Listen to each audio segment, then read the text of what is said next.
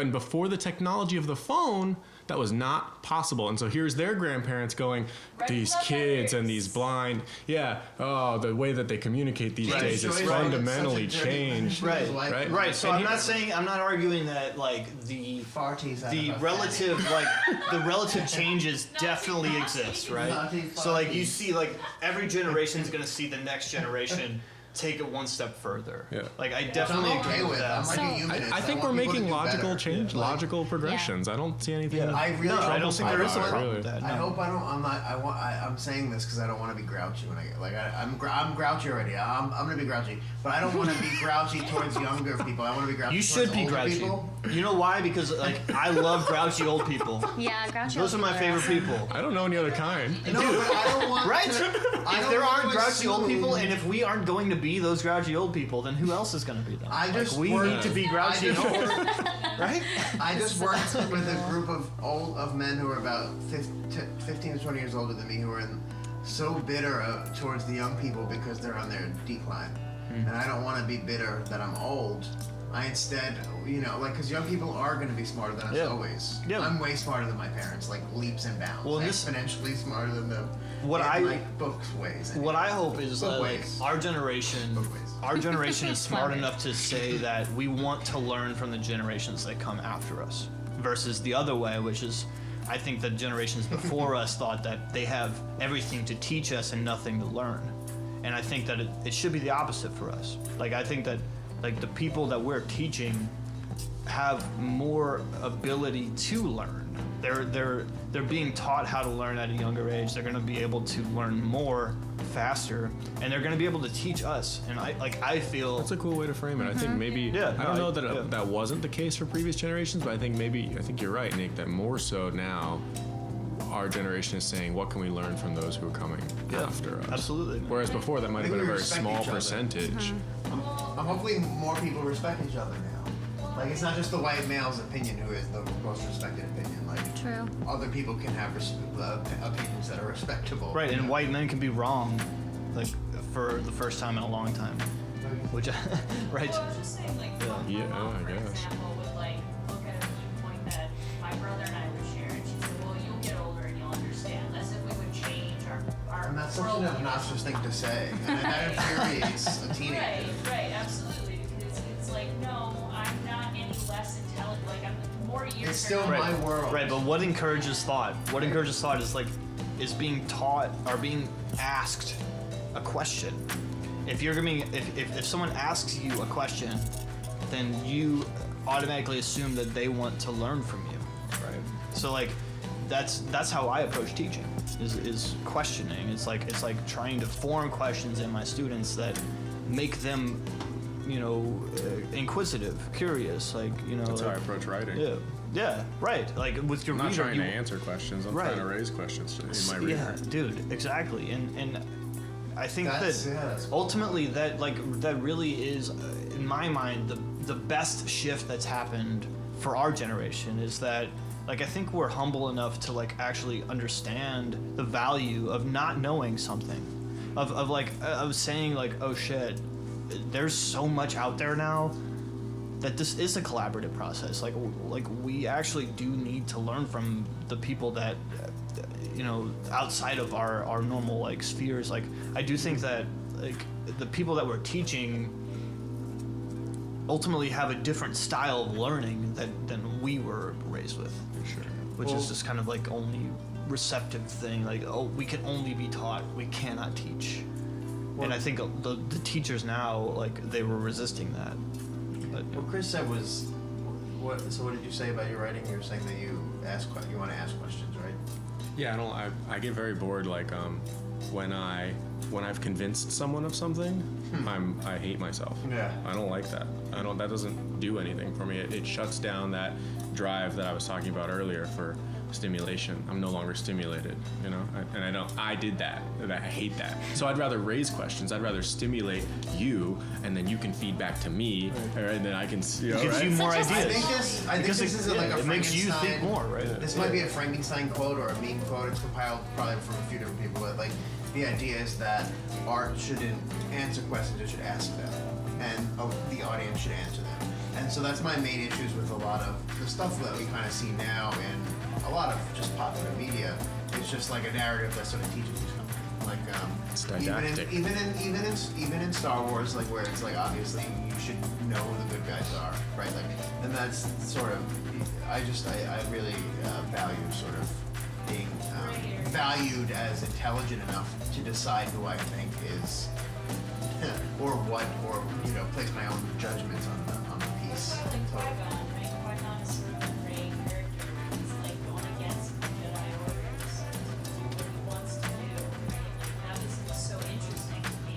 Or like Boba Fett, right? But then I was listening to, and so I didn't want to just shit on Star Wars to then, like, say that kid stuff can also do that or whatever, because in Frozen they talk about how when Frozen was first shown to children, a lot of people said that they shouldn't allow the male lead who you think's the love interest at first to be nice because it makes children believe that people are two-faced. And the children who watched it understood that you shouldn't trust people just on meeting them the first time. Like, kids were more receptive to that sort of subtlety than the adults were. The adults were more afraid of, like, we need to teach them the right values. Because we love easy answers. Exactly. Adults That's why fucking my parents love to watch easy it. You know answers. what I mean? They're like, don't make me sad. I won't go.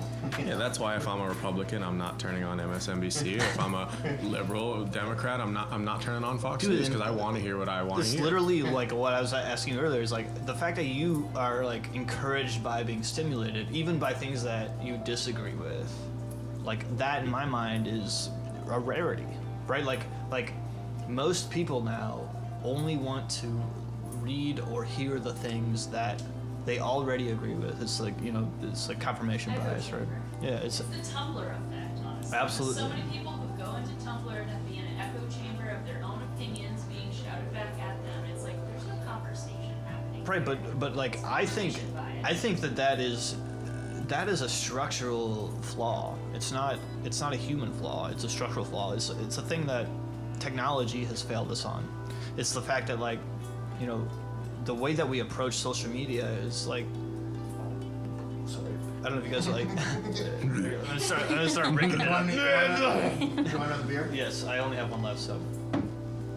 But yeah, no, like the way that like, I forgot what I was saying. Well, it sounds like that.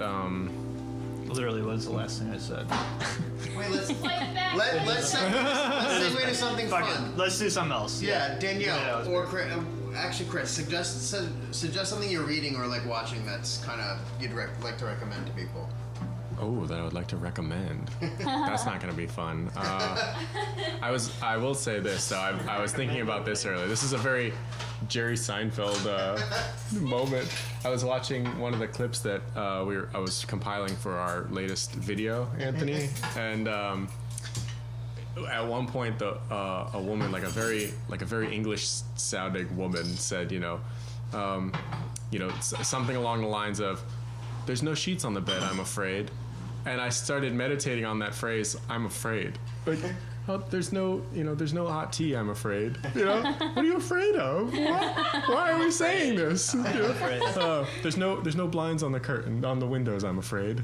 Afraid of That is the a sunlight? really cool thing to observe. Honestly, because those servants would have gotten whipped if I'm they had afraid. the curtains on. But the inflection. So I was reading I'm a subreddit the other day, and What are we afraid of? Did the comma used to be a As one period? does. I do Was do it that like every day. No, there's there no was curtains on the so- windows? it was a British I'm Problems afraid. thing. It was like British Problems. apparently they call it instead of like sleeping in, they call it a lay-in. A lay-in. I'll have a lay-in. I'm gonna have a lay-in. I'm gonna have You a don't- lay-in.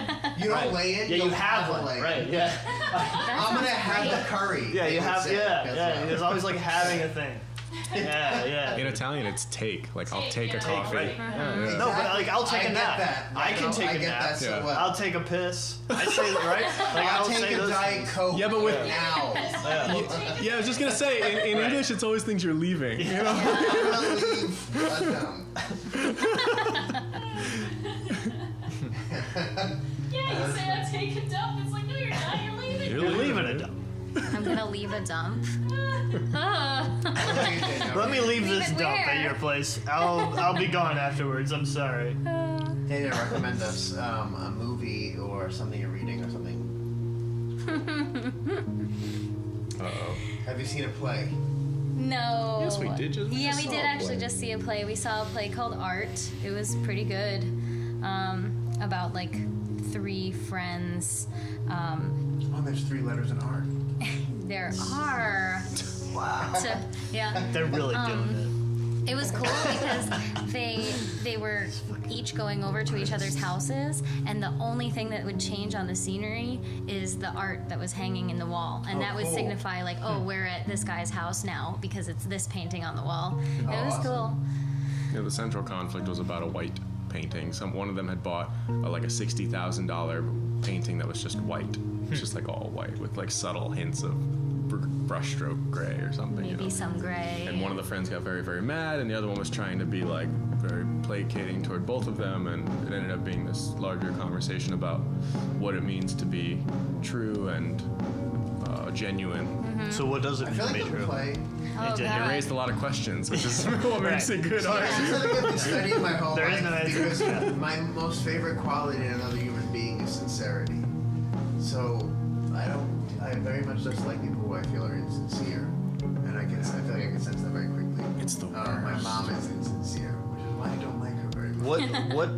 What makes her insincere about? Like what does she say? Insincere is when she's screaming at me that I did something wrong, and then my friend shows up and goes, "Hey guys," like that wasn't just happening. That's insincere to me, you know, and that sort of. Well, that's very like old school housewife kind of a thing. But I don't like the idea of keeping up a nice house, like when things are exploding. You know, that sort of.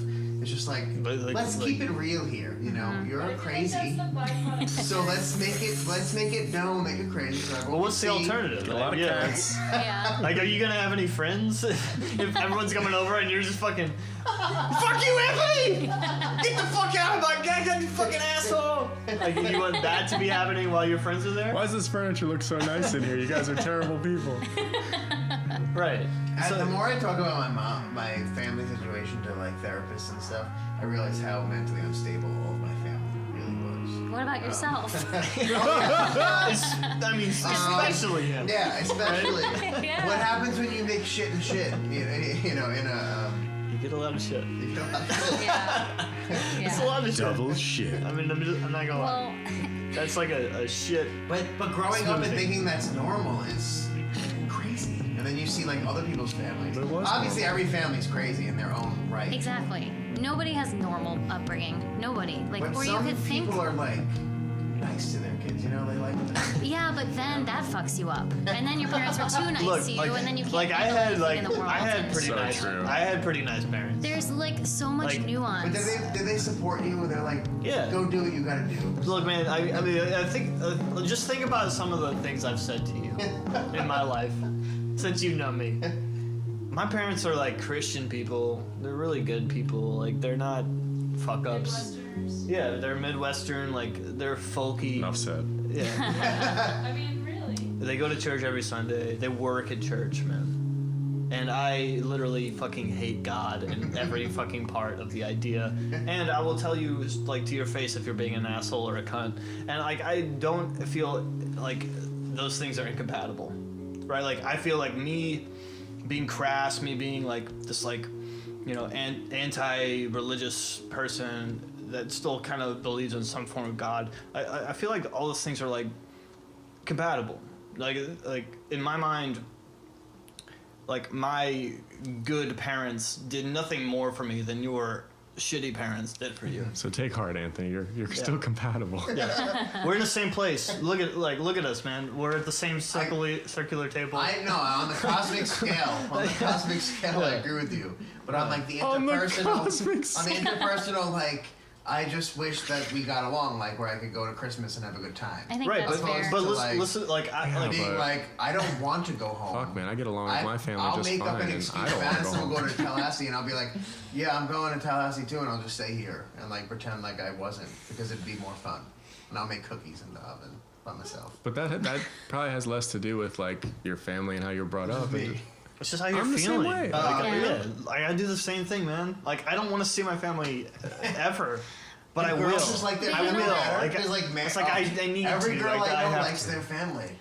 It's weird. Nah, I mean, I was just gonna say that I like my family, but at the same time, like I like my family. I like my family. I question, like I like mine too. I never want to see it. I like spending time with my family. Okay, I go, I hang out with them. Like I would say that my mom is Does one your of mom my embarrass you? closest friends. Does she embarrass you? You're- Ouch. like I don't know. But I look back at that and like the fact that this dynamic exists between my mom and I like confuses me and makes me feel all fucked up and weird. Like I don't know. It's really funny that we're talking about all this because when you asked me about like a book recommendation, the book that I'm reading right now is about like shame and like What book? It's Like called generational shame? No, it's like a book that my therapist recommended me about like conquering shame and Can you tell me the name? it's Do you not called remember? That's what- conquering shame and That's codependency. It's called conquering shame and codependency. Okay. And and codependency, which I'm going to say really fast because I'm shameful And about my codependency. But no, but who like, isn't codependent? it's fucking weird. That's like what all the cool. I need It's what this. all the cool kids are doing, dude. We all need. But All like, the cool kids are codependent. I'm reading about it and it's just making me not question, but just realize things about like my upbringing and just everybody's upbringing. It will influence you in a way and create parts of you as an adult person that you really like some parts of yourself and you really don't like other parts of yourself. And something like I almost feel guilty for looking back at the way that my parents raised me and feeling like it could have been better because it was overall a really good upbringing. And so why should I feel guilty about responding to that stimuli the way that I do? Here's like But a I do. here's like a here's like Change my worldview. here's like a good question. Like, what would you keep Be grateful. and get That's and important. get rid of what your parents taught you? And what would you Nick add? coming with them hard questions on the I thought this was a Comcast. light questionnaire. No, This is that. What do you recommend? No, This is I that don't- intense ass The podcast. thing I ain't is, I fucking don't- around, dude. These are the real questions. dude. I don't think I would change anything. I wouldn't change anything either. I don't think I would change anything because Be you. I am who I am. That's fair. And they are who they are, whatever. but that's a bunch of bullshit. So what are the things that like you wouldn't teach your kids that your parents taught you? That Here's a kids better don't have a question. say. I would teach my children that children have a say. Or what I were don't the, know that it's what like- is something you Things want? go down here. All right, here's Honey. Here, let me frame it this way. What are things that your parents taught you that you wouldn't teach your kids, or things your parents didn't teach you that you want to teach your kids? Oh god, that list is way long. Yeah. That second one. Pick Only- one. Very only much watch so. TV Pick one. before you go to Pick the bed. major one. Well, I think that actually I was talking about like, passive learning earlier, and that's kind of how I was forced to operate for my whole life. It was just like because I don't think that there were really a whole lot of active lessons happening in my house. Like they weren't really trying to actively teach me things because they were busy. And so I feel like I didn't have open dialogues with my parents about things. I didn't have conversations. We didn't have like super open communication. This is like the butterfly effect because like you take away whatever it was that you had, right? Passive learning, let's call it. And that might have fostered a whole shit ton of what makes up what you consider now your creativity.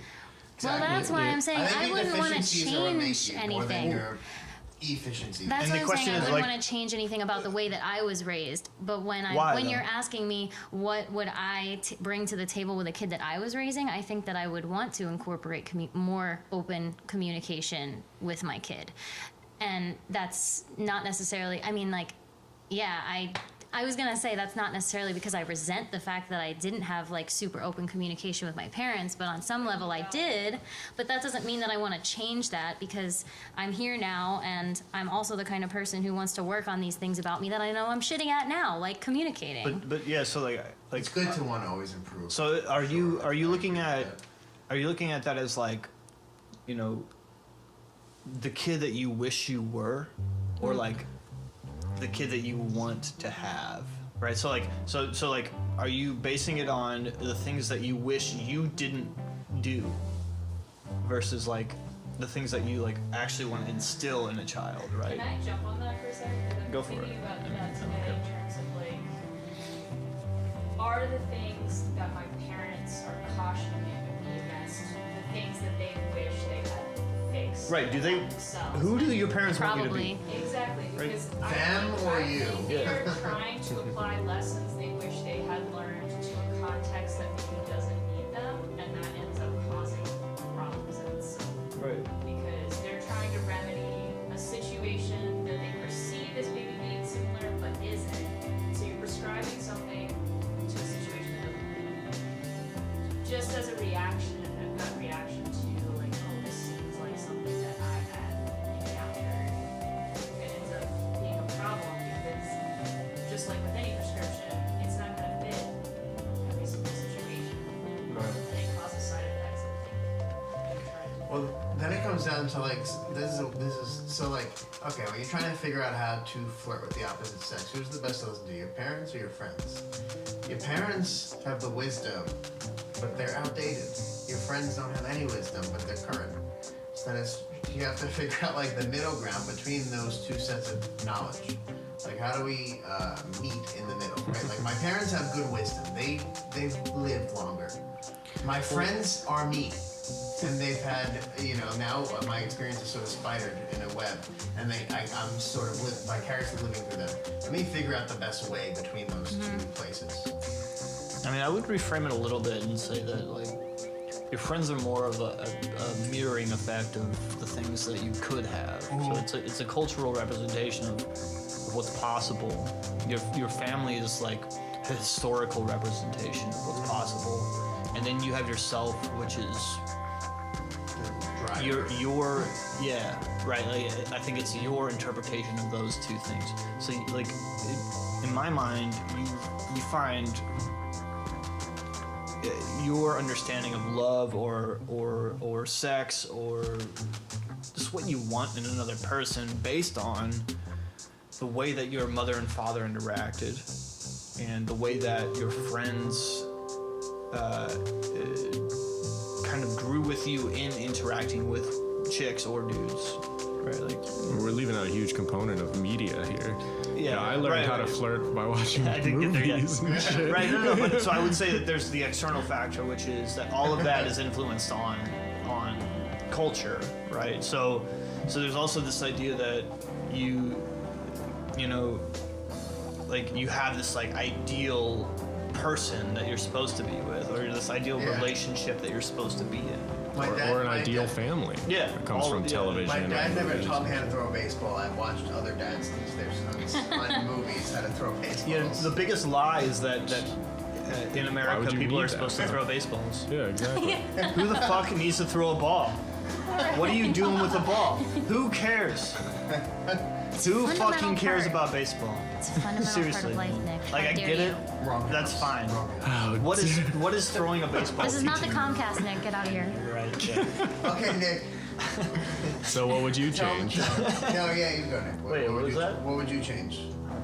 About what was the question? Childhood. Like, what would you wish your parents did? Teach Not your make you kids religious? different or Oh, That's probably gonna be mine. force religion on you? Actually, no. a hard My parents question. didn't make me. no, I'm like still ruminating on that question.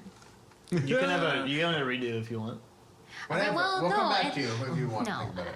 Okay, well, I have to say something because Go. I've been yeah. thinking. No, yeah.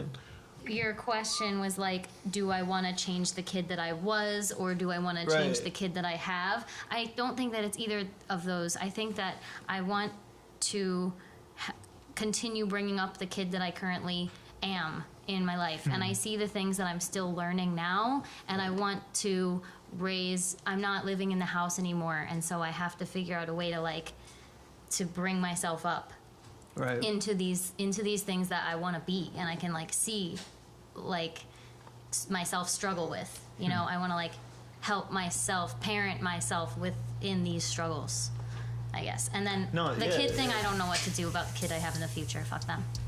Well, I think that stuff will just come through. But yeah, no, I think that For your would kid. that would happen, right? Right. Yeah. What's weird is though, what's good, and I think maybe it's just because we're friends, and what attracts us to one another is that we're all people who seemingly are attracted to being people who grow, opposed to people who stagnate. So, when I have Thanksgiving dinner with my family or Christmas, I'm sitting around a table of 20-year-olds who they stopped growing once they had me, or whatever. So you're dealing with people who are sort of stuck in a place. It's weird. I think we're also very we're very different people in the sense that as writers you're constantly immersing yourself in a different. But Danielle's not technically a writer, right? And she's that's true. But I just mean in my particular example, neither is Gabe, right? He's similar, It's maybe it's our gender. Maybe I don't know. Maybe we're just a certain kind of person. Maybe not like you're born a certain way. And we're all still very different. But I was just nevertheless. curious as to how whether that sort of tendency attracts people to a thing like writing, or whether that's the product of writing. I was just thinking about that because, like I said, I mean, obviously people who aren't writers can certainly do that. But I was just curious as to people around this table who are writers do that, and whether there was a correlation between those things. I think we're all creatives, Gabe included. I know I have friends in other disciplines who are creatives. I think that has something to do with it. Your mind has a tendency towards stimulation, and you want to be as opposed to stagnation, to use your word, Anthony. I think that's part of the creative mind. Sure. Do you have anything to recommend? Not recommend, but I wanted to talk about, because I was thinking about this. Did you hear about the Taiwanese kids who got trapped in a cave for 12 days? I just read the headline. No. Yeah, so they were the soccer team, and they went down to this cave to do an initiation type thing. Monsoon came down, the water trapped them in the cave, and they have been there 9 days before the divers found them, and then it took them several days to get them out. I was just thinking about what that would actually be like, and how traumatizing. How do you come out of that and turn the light off in your bedroom or something like that? It's not really I was just thinking about how bizarre that would be. There was one teacher taking care of all of them. Yeah. Damn. Imagine their responsibility. That guy? Yeah, I was gonna say. Guys, calming those I'm out. This is a democracy. democracy. This is a democracy now. It would just kick This is a in for me. dictatorship when the yellow bus is waiting outside. This is a democracy now. I would just go into go mode. I would just turn into a person you never saw before. Yeah. I'd just be like, You shovel. yeah, yeah, yep. You'd be like, who is this Save your guy? saliva. Spit it into a cup every 30 seconds. I want to see that. I want to see that version of That's so you. interesting how people react in crises. They can become a different person, That- better for worse. That's Yeah. what's psychologically so Yeah. interesting about So- that situation. I will flip. You'd be like, who the fuck? I was reading a book. It's called The Anatomy of Story, and it talks about how all a story is the decisions characters make under pressure. That's what a story is at its essence. Every scene should be about pressure and what decision a character makes under the pressure. Action reaction. A want and a block. What's stopping you from getting what you want? It doesn't have to always be destroying the Death Star. That's the maximum. That's the epic. It can be smaller in stake. It could be, let's go to dinner, and I want to ask this person to dinner. And it can be at any scale, but it's always about decisions made under pressure. Story, character development. So it's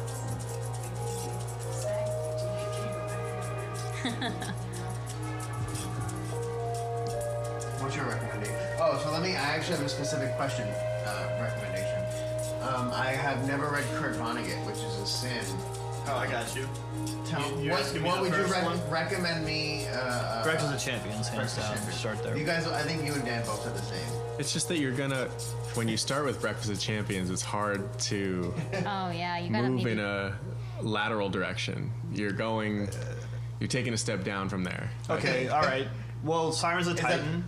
Sirens, that's what was going to be one of my Yeah, I'd say recommendations. Sirens of Titan is another good starting point, Yeah. or just Slaughterhouse 5. But I think he would love Breakfast. I think Breakfast would be the no, one that you Breakfast love of the Champions, most. you need to start there.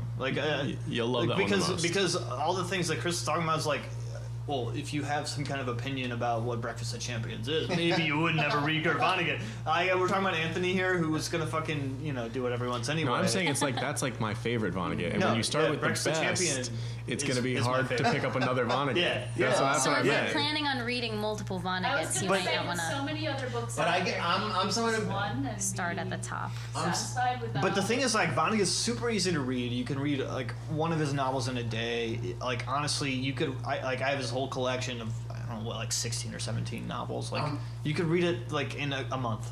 Like, that's honestly what I did. So yeah, I'm really interested in, like, right now, sort of like light.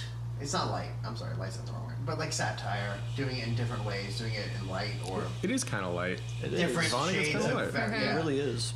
But I'm You also can- someone like high who's school not going to be reader. deterred by lesser works because I get interested in artists more than like genres or something. So like if I really like someone, I'll do it the whole thing. I don't care good or bad. Like I'm Well, sort of that's, getting into. What was the That's- first Vonnegut that you read? Is this I No, have actually, Slaughterhouse. I read. Well, I think I read Mother Night first, which only on recommendation. It was like, it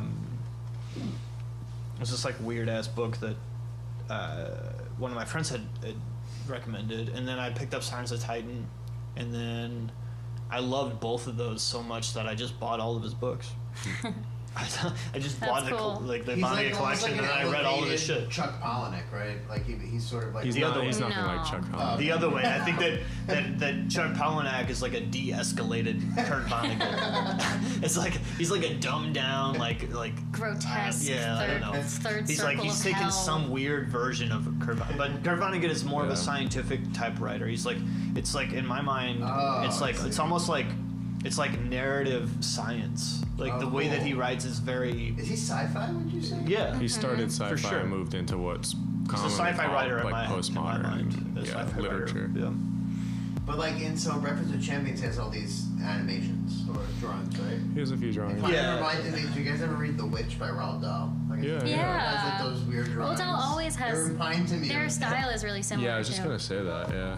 Yeah, Like those just this is way more drawing- this is way more drawing satirical. stencil, And, right? yeah, but it's definitely rolled like yeah. But he's funny, right? Yeah, Would you say absolutely. he's funny? Yeah. Hilarious. Yeah, so he has like Yeah, that's he has good. like an I need more of asterisk that. type thing that just says this is the picture of an asshole. I bought that as a fucking bumper sticker. It's on my car, but Oh, yeah, it nice. just says asshole.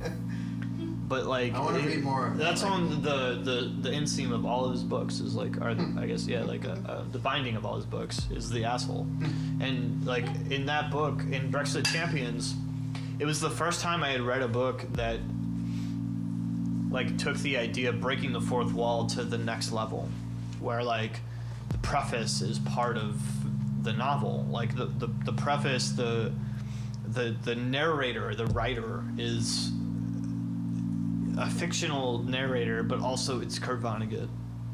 It's kind of important to read. Yeah. I mean, I don't know about important, but it enhances Breakfast of Champions when you've read some of his other Yes. stuff because, like, he fictionalizes his former self as this science fiction author named Kilgore Trout. Kilgore Trout, yeah. Because he considers his later writings to be less science fiction-y, so he kind of like satirizes his earlier self, and he's present as his current self. He seems like it's such an tight. interesting fake character. I mean, like, he's- so in a He's a way. scientist. Like Yeah. as an intellectual, he's a scientist. He's but so like strange. his like that's what's crazy about Vonnegut is that like My phone's telling me to go to bed. go to bed, motherfucker. No, it's, yeah, like Kurt Vonnegut like was more interested in science and math than he was in literature, and he talks so much shit on literature and like it's He hilarious. was in a Bill Murray movie, wasn't he? I don't know. With Rodney Dangerfield. Really? Yeah. I don't That's know. That's awesome. He hires lived in New York. Vonnegut to write a paper for him in the movie. That's amazing. Cool. I don't know. It can't be the actual Vonnegut. It really, I Although think it could is. be. Like, Vonnegut I- was horrible at like people interactions. Yes. Danielle's Have got you a seen his good. lecture? My Danielle's, dad has a Kurt Vonnegut story that he told me about a day he met Kurt Vonnegut in an ice cream store in New York City. And my dad Perfect place to meet. saw him from behind and he was like, oh my God, it's Kurt Vonnegut. Yeah. So he You can like tell by the hair. went up, the hair. So he went up to him and he like tapped him on the shoulder and he was like, you're Kurt Vonnegut. And Kurt just fucking threw a handful of change all over the place. He was like holding ice cream and like couldn't handle the fact that another human had acknowledged him. Just change all over the floor. He didn't even say a word to my dad. He just left.